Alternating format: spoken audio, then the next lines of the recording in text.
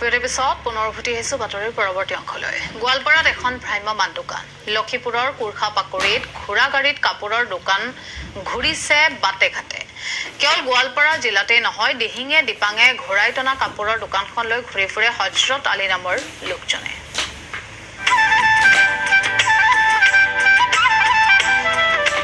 এখন ভ্ৰাম্যমাণ দোকান। লক্ষীপুৰৰ কুৰ্খা পাকুৰিত ঘূৰাই টনা দোকান।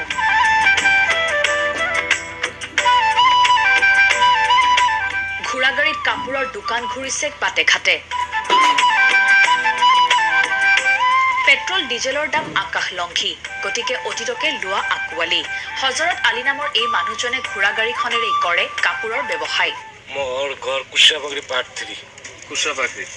আপুনি ঘোঁৰা গাড়ীত কি বনাইছে এইটো? এইটো মই ঘোঁৰা গাড়ীতে কাপোৰ বিক্ৰী কৰি কাপোৰৰ দোকান খুলিছে। কিমান দিনৰ পৰা খুলি আছে? 5-6 বছৰমান হ'ল।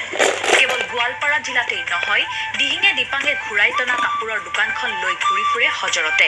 ঘোঁৰা গাড়ীৰ দোকানখনতেই কেতিয়াবা নিশাও কটাবলগীয়া হয় হজৰতৰ। ঘোঁৰা গাড়ীত কাপোৰ বিক্ৰী কৰি হজৰতৰ চমক দিয়াৰ উদ্দেশ্য নহয়, দুই এখন কাপোৰ বিক্ৰী কৰি অৰ্জন কৰা লাভেৰে পৰিয়ালটোক জোৰাতাপলি মাৰি দিছে পোহপাল। কষ্টৰে পৰিয়ালটো চলি আছে, বহুত কষ্টৰ মাজত চলি আছে।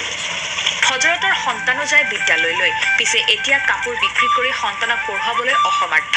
সেয়ে চৰকাৰক আহ্বান।